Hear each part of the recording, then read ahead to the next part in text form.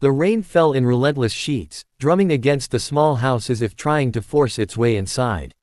Margaret sat slumped in her worn armchair, her fingers clutching a mug of tea that had long since gone cold. The room was dimly lit, shadows stretching across walls lined with framed photographs that had yellowed with age. Each frame carried a piece of her past, a birthday party, a family trip, a smiling boy with dark hair and bright eyes. Her son, Michael, her only child. He had vanished 27 years ago along with his entire class during what should have been a harmless school field trip. Everyone else had eventually given up. Parents had moved away, or died carrying unanswered grief in their hearts, but Margaret never allowed herself the luxury of forgetting. Her house had become a shrine to memory and unanswered questions. The old clock ticked, marking the passage of time she no longer trusted. She picked up the class photograph that sat permanently on the side table, its frame cracked from the many times she had handled it. 25 children, 2 teachers, a bright spring morning captured in black and white smiles. But tonight something felt different. She had stared at this photo countless times before, memorized every face, yet as the thunder rattled her windows she leaned closer. Something stirred at the edge of the picture, a detail she had overlooked for decades. Her hands trembled as she fetched her magnifying glass from the desk. With her heart hammering, she brought it to the photo. Behind the row of smiling children and stiff teachers, where the schoolyard met the shadow of the woods, stood a blurred figure. He was almost hidden, but not entirely. Tall, rigid, dressed in what looked like an outdated uniform. His face was indistinct, but his posture unmistakable. He wasn't caught by accident. He was watching. And most chilling of all, his body turned slightly away, yet his head faced the camera directly. Margaret's throat tightened. Her mind raced through every police meeting, every search party, every news article that had been printed and forgotten. How had no one seen this? Had everyone been too focused on the children to notice the stranger lurking at the edge? She whispered her son's name, Michael, her voice cracking as though he might answer. The weight of years pressed down on her, grief twisting into a desperate spark of hope. She clutched the photo to her chest, rocking slightly in her chair. Her hands fumbled for the telephone on the small table. There was only one person who might listen to her after all this time, the only one who hadn't laughed at her obsession. With trembling fingers, she dialed Detective Harris. As the line rang, she kept her eyes locked on the shadowy figure in the photograph, her gut telling her that this was no coincidence. For the first time in 27 years, Margaret felt she had found a clue. And she knew, deep down, that it was only the beginning. Detective Harris sat hunched over his kitchen table, sipping lukewarm coffee when the call came through. The late hour made him hesitate before answering, but when he heard Margaret's shaky voice on the other end, he knew sleep would not be coming anyway. She spoke with urgency, almost breathless, describing the figure in the class photo. He wanted to dismiss it. After all, Margaret had called him dozens of times over the years with theories ranging from kidnappers to cults to government conspiracies. But something in her tone tonight was different. There was no wildness, no rambling. Only a sharp, cold certainty. Against his better judgment, he agreed to come over. The storm hadn't let up by the time Harris pulled into her driveway. His wipers fought against the torrent of rain as he killed the engine, stepping into the night with his trench coat pulled tight. Margaret opened the door before he could knock, clutching the photo like a sacred relic. Her eyes were red-rimmed, her face pale, but her energy seemed sharper than he remembered. She didn't bother with pleasantries, instead pressing the frame into his hands with almost desperate force. "Look there," she said, pointing to the blurred corner.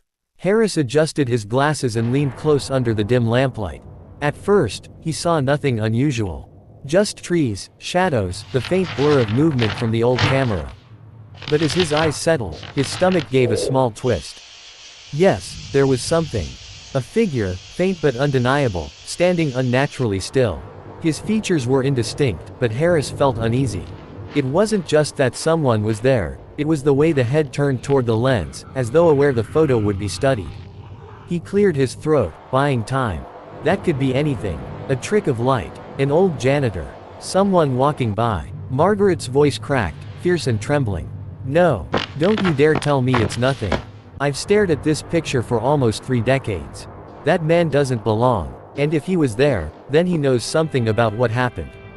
Harris sighed, rubbing the back of his neck.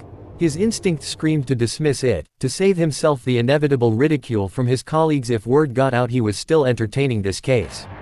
But there was something about Margaret's conviction, something about that blurred figure that tugged at the part of him that still believed in unfinished business. Finally, he set the frame down and looked Margaret in the eye. "Even if you're right, Margaret, it's been 27 years. Whoever that is, they're long gone." She stepped closer, her voice low, steady, and heavier than he'd ever heard. "Or maybe they never left." Harris held her gaze for a long moment, then reluctantly nodded. He couldn't promise answers, but he also couldn't shake the unease crawling through him. Something about that photo, about the way the figure stared through time, not at him. For the first time in years, he felt the cold stirrings of a case that refused to stay buried. And though he told himself he was only humoring her, deep down, he knew he was already being pulled back into the mystery. The morning light crept slowly into Detective Harris' cluttered office, illuminating the dust that floated lazily in the air. The storm from the night before had passed, but its weight seemed to linger in his mind. He set the photograph Margaret had given him on his desk, staring at it while the rest of the precinct buzzed with routine. Papers rustled, phones rang, officers exchanged jokes, but Harris was elsewhere. The blurred figure at the edge of the photo was burned into his vision, a ghost refusing to let him go. He pulled the old case files from the archive, boxes long forgotten, marked with yellowed labels and stamped closed in red. The cardboard gave way under his hands, brittle with age. Dust rose into the air, stinging his nose as he spread the files across his desk. His colleagues gave him sideways glances, some shaking their heads knowingly. Everyone knew Harris had a soft spot for unsolved mysteries, but reopening the vanished class case was a step too far for most. He ignored them. As he sifted through the reports, inconsistencies leapt out. Witness statements from parents contradicted each other. Some swore they had heard faint cries from the forest the day the children vanished, others claimed they saw strange lights flickering between the trees at dusk. Teachers' accounts didn't line up either. One insisted the children were on the bus when it left, another swore they had gone walking near the woods. Harris frowned. How had these details been overlooked? Or had they simply been buried because the answers were too strange? One document caught his eye, a thin, almost forgotten report at the bottom of the pile. It mentioned an abandoned military installation located less than 3 miles from the site of the disappearance. At the time, the lead investigator dismissed it as irrelevant, chalking it up to conspiracy-minded locals trying to connect unrelated dots. But the mention made Harris' pulse quicken. Military facilities had secrets, and secrets often had teeth. He picked up the photo again, staring at the figure. Could he be tied to the installation? A guard? A deserter? Or something else entirely? The unease he had felt last night returned, settling deep into his chest. A knock at his door startled him. Margaret stood there, her coat draped over her shoulders, her eyes wide with the same desperate determination as before. She had come without waiting for an invitation, her gaze immediately darting to the spread of papers. "You found something," she whispered, as if she already knew. Harris hesitated, then nodded toward the report. There was a facility, near where it all happened. It was abandoned, supposedly. But it's the only lead that makes sense now. Her breath caught. "Then we go. Now." He wanted to protest, to remind her that trespassing on federal property could cost him his badge, but the words never came. Because deep down, Harris knew that after 27 years, this was the only trail left to follow. And he couldn't shake the feeling that whatever waited there hadn't been dormant, it had been waiting. The road stretched endlessly before them, cracked asphalt splitting through thick, encroaching forest. Harris drove in silence, his jaw set tight, while Margaret sat stiff in the passenger seat, her fingers twisting the hem of her coat as though it were the only thing tethering her to reality. The morning sun was bright, but under the canopy of the trees, everything felt muted, dulled, as if they were driving deeper into a place forgotten by the world. They passed the last signs of civilization miles back. Now there were only trees, their branches tangled like skeletal hands overhead, blocking much of the light. Margaret glanced at Harris, her voice low. "Do you believe me now?" Harris kept his eyes on the road. "I believe something happened. But belief and proof aren't the same thing." She leaned closer, her eyes burning with that same restless energy. "Proof is exactly what we're going to find. The cracked pavement narrowed until it became little more than a trail overtaken by weeds and roots. Harris slowed the car, finally stopping where a rusted chain-linked gate rose ahead, sagging on its hinges. Faded warning signs clung desperately to the wire, property of U.S. military, no trespassing, danger. The letters were almost erased by time, but their meaning lingered in the air like a threat. Harris killed the engine. For a moment, silence swallowed them. No birds. No rustling of small animals. Just the faint whisper of wind moving through the branches. Margaret opened her door before Harris could stop her, boots crunching on gravel as she stepped toward the gate. Her hands pressed against the cold metal, and she whispered, almost to herself, "He was here. I can feel it." Harris joined her reluctantly, scanning the perimeter. The fences were rusted, the padlock brittle with age, but something felt wrong. Facilities abandoned for decades usually decayed into ruins, but here the air was heavy, thick with something unspoken. It wasn't just abandonment, it was neglect, deliberate, as if someone had tried to erase this place from memory. With a grunt, Harris forced the lock loose. The gate creaked open, protesting with a scream of rusted metal. They stepped inside together, boots crunching on the overgrown path. The buildings rose ahead like ghosts, concrete walls stained and crumbling, windows shattered. Ivy crawled across the walls, clawing into cracks as though trying to consume the place whole. Margaret's breath caught when she saw the first building, a squat structure that looked like a school from the outside, complete with peeling paint and faded numbers above the doorway. She clutched Harris' arm, her voice trembling. "Do you see it? They built classrooms here. Why would they build classrooms?" Harris studied the building, unease crawling up his spine. The reports had said this was a testing facility. Nothing about classrooms. He adjusted his grip on the flashlight at his side, nodding grimly. "We're going to find out." As they walked deeper into the grounds, Margaret felt her chest tighten with every step, as though the earth itself remembered her son's name. She whispered it under her breath like a prayer. "Michael." Harris heard it too, the faint echo that didn't seem to belong only to her voice. He glanced back at the trees, his hand unconsciously moving to the gun at his side.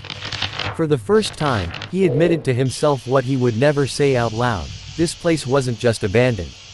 It was waiting. The door to the first building groaned on its hinges as Harris pushed it open, the sound sharp against the suffocating silence that hung over the compound.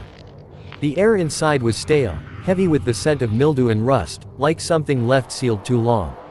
Their footsteps echoed as they stepped across the cracked linoleum floor, the beam of Harris' flashlight slicing through the darkness. What they saw stopped them both cold. Rows of desks were still arranged in neat lines, covered in dust so thick it looked like a layer of frost. Each chair was pushed in perfectly, as if the students had only just stepped away. On the chalkboard at the front of the room, faint writing was still visible beneath decades of grime. A math problem. Half finished, frozen in time. Margaret's breath caught, her hand flying to her mouth. She stumbled forward, her eyes darting to the walls where tiny hooks still hung. On them were children's jackets, small, colorful, impossibly untouched by the years. A red raincoat with a missing button. A blue sweater with frayed cuffs. Margaret's knees buckled, and she clutched the edge of one desk, her voice breaking. This was theirs. Harris swept the light slowly across the room, his gut tightening. None of it made sense. He had walked through dozens of abandoned buildings in his career, graffiti, broken glass, signs of squatters. But here, nothing. No vandalism, no looting. Everything sat perfectly preserved, like a shrine. Or a trap. He approached the chalkboard, running his hand over the writing. The numbers smudged under his touch, faint but fresh enough to leave residue on his skin. He froze. "Margaret, this wasn't written 27 years ago." Her head snapped up, eyes wide, desperate. "What do you mean?" Harris wiped his hand against his coat, uneasy. "I mean someone has been in here. Recently." Margaret swayed on her feet, her mind spinning. She turned toward the back of the classroom and stopped short. Her flashlight beam had landed on a small pile of notebooks stacked neatly on a shelf. Heart pounding, she pulled one open.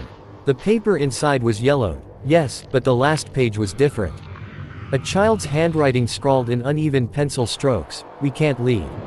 He won't let us." The words sent a chill through her, more real than any nightmare she had clung to for years. She looked up at Harris, her face pale. "They were here. They wrote this. They're still here. Before Harris could respond, a sound broke the silence, a faint scrape, like a chair being pulled slowly across the floor. Both of them froze, staring into the shadows at the far end of the classroom. Harris lifted his gun, his voice low and sharp.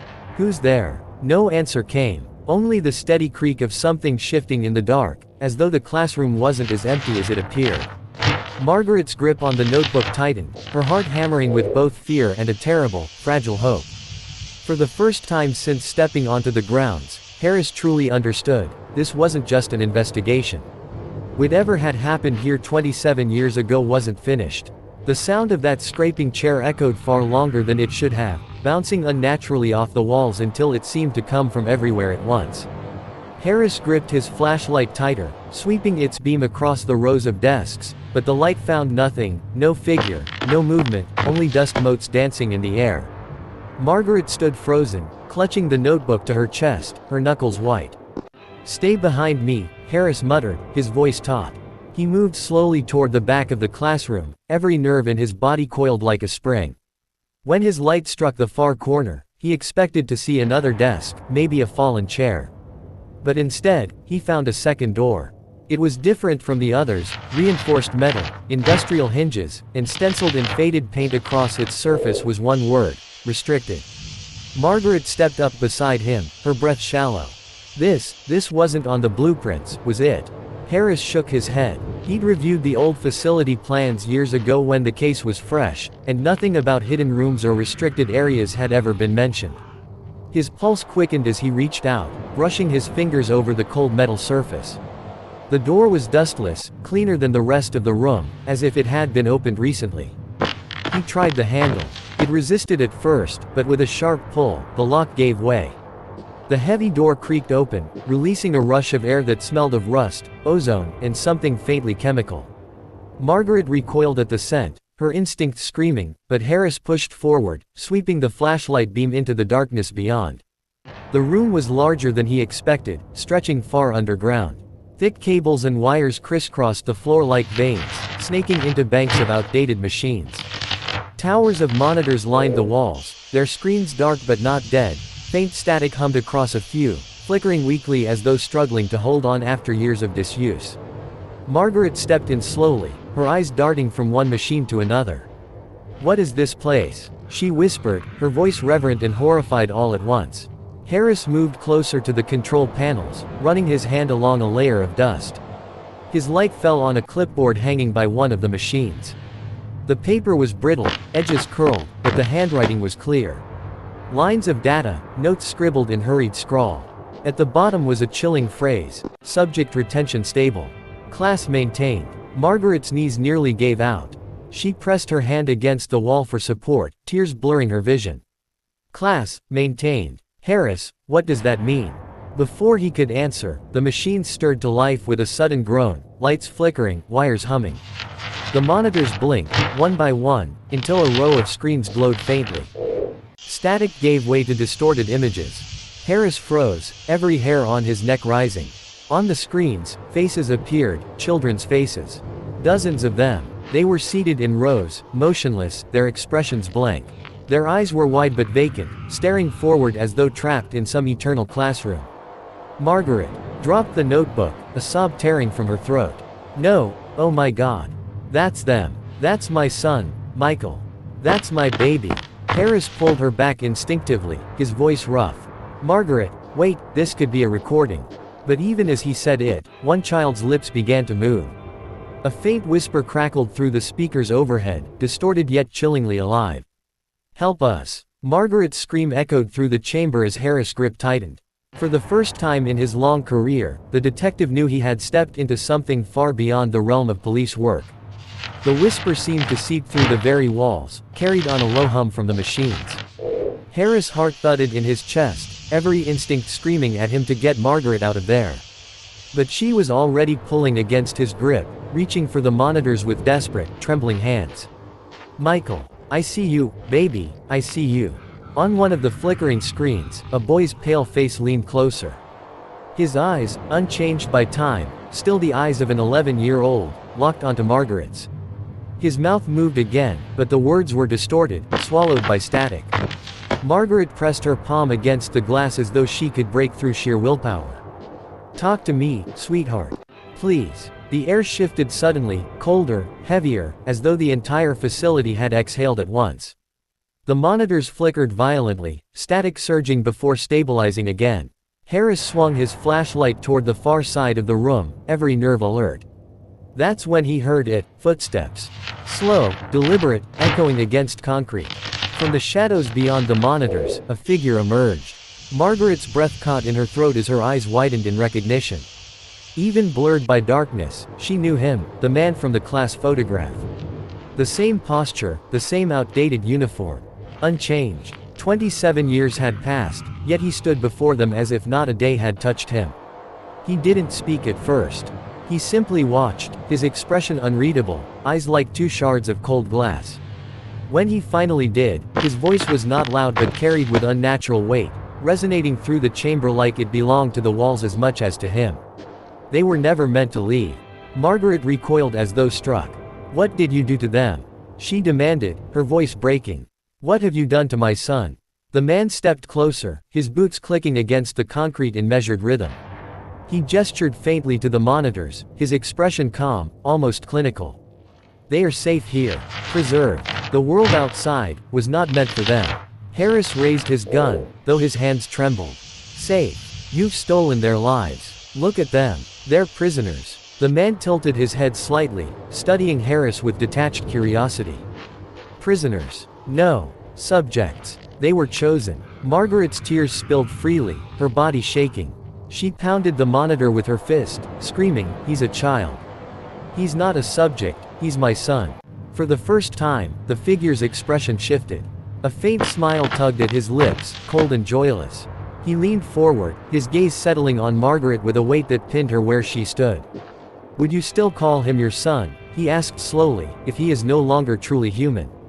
The machines roared louder, monitors flickering as the children's faces distorted, their mouths opening in silent cries.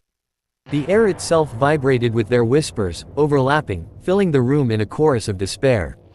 Harris tightened his grip on the gun, shouting over the noise. "Stop this. Turn it off, now."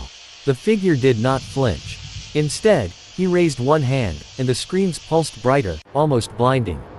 Margaret stumbled backward, shielding her eyes, her scream drowned by the hum. Harris fired. The gunshot echoed like thunder, but when the smoke cleared, the man was still standing, untouched, his smile widening. "You cannot kill what was remade," he said softly. And then, for the first time, Margaret swore she saw her son's hand press against the inside of the glass. Not a reflection, not static, but real. The town had long accepted the tragedy as unsolved, a wound left open and festering beneath decades of silence, but for Evelyn it was never just a mystery. It was a living absence, a reminder every time she looked at the empty chair at her kitchen table or the untouched belongings of her son that still sat neatly folded in his room. 27 years had passed, yet her grief had never dulled. That night, however, something began to stir inside her. As she sat in her living room, surrounded by boxes of old clippings, photographs, and police notes she'd begged to copy, she noticed a detail that had slipped past her countless times. A field trip form, faintly stamped with a date that didn't match the official record. The trip, according to the school, had been scheduled for May 14th, yet the faint ink mark on the slip read May 13th. It wasn't much, but to Evelyn, it was enough to reignite the fire that had never truly gone out. She grabbed her reading glasses, holding the paper to the lamplight as her hands trembled. How could no one else have seen this? Was it a clerical error, or had the class been taken to the woods a day earlier than anyone believed? She leaned back in her chair, staring at the shadows dancing on the walls, her thoughts racing faster than her pulse. If the children had disappeared on the 13th, not the 14th, then every testimony, every search party, every official timeline was wrong. That meant the foundation of the entire investigation was flawed, and worse, maybe deliberately manipulated. The idea sent chills crawling up her spine. She closed her eyes, flashes of memory crashing back, the school's hurried dismissal of questions, the police chief's insistence that the case was airtight, the strange way certain parents seemed to stop speaking about it altogether, as though silenced. Evelyn's gut told her this wasn't a mistake. Someone had shifted the timeline, and the reason for it was buried in those woods. Her breathing grew heavier as she rose, pacing the room with the form clutched tightly in her hand. She whispered her son's name, vowing that this was the thread she had been waiting for. No one else might care after so many years, but she would not let this detail slip away like everything else. Tomorrow, she would return to the forest where it had all begun, armed not with hope, but with determination to uncover what others had tried so hard to bury. Evelyn returned to the forest the next morning with the faded permission slip folded neatly in her coat pocket. The air was heavy with mist, clinging to her skin as she stepped onto the familiar dirt path that had once echoed with the laughter of children. It was the same trail the search teams had scoured years ago, the same trail where dozens of parents had screamed their children's names into the void, hoping for an answer that never came. Now, the forest seemed older, darker, as if it had swallowed not only the class but time itself. Her boots pressed into the damp soil, and every step carried the weight of memories she couldn't silence. She paused often, studying the trees, the ground, anything that might hint at the details she'd missed for 27 years. As she walked deeper, Evelyn's fingers brushed the bark of a tree marked faintly with carved initials, children's initials. She froze, her breath catching in her throat. She remembered the kids carving their names during picnics, harmless mischief. But the date, scratched below, 5/13, sent a shiver down her spine. The official story had insisted the trip was on the 14th. This was proof, undeniable and cruel, that the children had been here a day earlier. Her chest tightened as she traced the carved numbers with her fingertips. Her discovery wasn't just paper, it was carved into the woods themselves. Pushing further, she noticed the ground sloped toward a ravine, where moss clung thick over crumbled stones. Something about the place tugged at her memory. She crouched, brushing aside layers of leaves and dirt until her hands struck something hard, metal, cold and rusted. She dug furiously with her bare hands, revealing the edge of what looked like a broken school badge, the emblem still faintly visible through the corrosion. Her eyes widened as tears welled. This belonged to one of the missing children. She knew it instantly. It was real. Evidence, after all these years, left here as though the forest itself had been keeping secrets. The silence around her thickened, the kind of silence that wasn't natural. Birds no longer sang. The mist grew heavier, rolling low across the forest floor. Evelyn clutched the badge to her chest, heart pounding. For the first time in years, she felt she was closer to the truth, but also dangerously close to something that did not want to be uncovered. She rose slowly, the weight of unseen eyes pressing against her back. Something was here, something that had watched everything happen. And for the first time, Evelyn wondered if she was not alone in the woods. Evelyn stood frozen in the ravine, clutching the rusted badge so tightly her knuckles turned white. The silence pressed in on her like a suffocating blanket, so unnatural it made her ears ring. She could almost hear her own blood rushing, every beat of her heart pounding against her ribs. The fog swirled thicker now, rolling in heavy waves across the forest floor until it seemed to blur the edges of reality. She turned slowly, scanning the trees, her breath shallow and ragged. That uncanny feeling of being watched refused to leave her. It was stronger here than anywhere else she had been in the woods. Her gaze fell on a cluster of trees at the far end of the ravine. The trunks were twisted unnaturally, their branches woven together overhead like skeletal arms locked in some grotesque embrace. At the base of one tree, she noticed something that shouldn't have been there. Faint footprints, smaller than her own, stamped into the damp earth. They weren't fresh, yet they hadn't been erased by time either, as though the forest itself had preserved them. Children's footprints. Her stomach dropped, and she felt her throat tighten. 27 years had passed. How could these prints still remain? She moved closer, every step hesitant. As she reached the trees, her eyes caught on another detail. Etched faintly into the bark was a crude drawing, a circle with jagged lines radiating from it, like a sun but twisted, warped. The same symbol appeared again on the next tree, and then again, deeper and darker on another. Evelyn stumbled back, nearly tripping over a root, as she realized the carvings encircled the entire grove, forming a boundary of symbols that seemed to hum faintly in the air.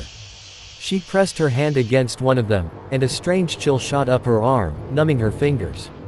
The forest groaned, a low, resonant sound that came from nowhere and everywhere at once. Evelyn gasped, dropping the badge to the ground as shadows seemed to stretch unnaturally long across the ravine. The mist coiled upward, almost alive, swirling into shapes she couldn't quite comprehend. For the briefest second, she thought she saw faces, small, frightened faces, children's faces, peering from within the fog before dissolving back into the air. Her knees buckled, and she whispered her son's name, her voice trembling. Then came a sound, faint but unmistakable, laughter. Not cheerful laughter, but distant, warped, echoing in a way that made her chest seize with terror. It rose and fell, circling her, impossible to pinpoint. Her pulse hammered, yet she forced herself to stand, gripping the tree trunk for balance. She wanted to run, but every instinct told her this was the heart of the mystery, the place where her son and the others had been swallowed by something beyond human comprehension. Tears streamed down her face as she picked up the badge again and held it to her heart. "I'm here," she whispered, her voice breaking. "I'll find you." The mist swirled violently at her words, almost as if answering, almost as if mocking. Then, just as suddenly as it had begun, the forest fell deathly silent once more. The air grew still, but Evelyn knew with chilling certainty, she had stepped into something ancient, something watching, something that had claimed the children and perhaps still held them. And now, it knew she had come